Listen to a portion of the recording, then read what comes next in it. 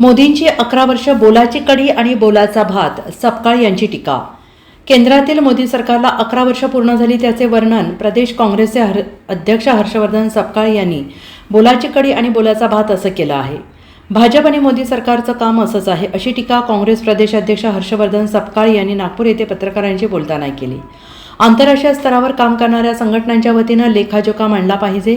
Happy index बेरोजगार गरीब का झाला, 2014 2 कोटी नोकरी देऊ, शेतकरी उत्पन्न दुप्पट, स्वामीनाथन आयोग स्मार्ट सिटी, या पलीकडे जाऊन प्रत्येक माणसाच्या खिशात 15 लाख देणार, अण्णा हजारे, बाबा रामदेव यांना पेट्रोलचे दर कमी करणार, लोकपाल याचं काय झालं याचं उत्तर मोदींनी दिलं पाहिजे असं सपकाळ यांनी म्हटलेलं आहे.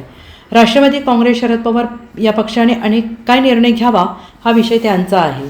भाजप विरोधी संविधान बदल सुरू आहे, जे सोबत असतील आम्ही त्यांना सोबत घेऊन पुढे जाऊ असंही त्यांनी म्हटलेलं आहे. मोदी सरकारने 11 वर्षाचा त्यांना जो मॅन्डेट मिळाला होता त्या अनुषंगानं त्यांचा लेखाजोखा हा देशापुढे जगापुढे हा मांडला पाहिजे. वास्तविक पाहता बोलायचा भात आणि बोलायचीच कडी ही भाजपची आणि नरेंद्र मोदी यांची एकंदरीत असणारी शैली आहे.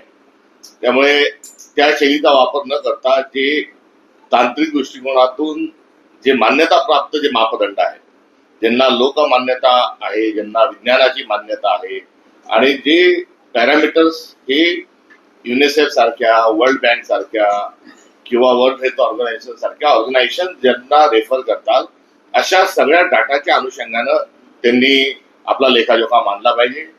दरवेळेस नरेंद्र मोदी आणि त्यांचे बगलबच्चे स्वतःची पाठ थोपटून घेण्यामध्येच कुठेतरी समाधान मानत असतात. मात्र त्यांनी तसं करू नये. Happiness index, hunger index, human development index यासारखे अनेक इंडेक्स आहेत.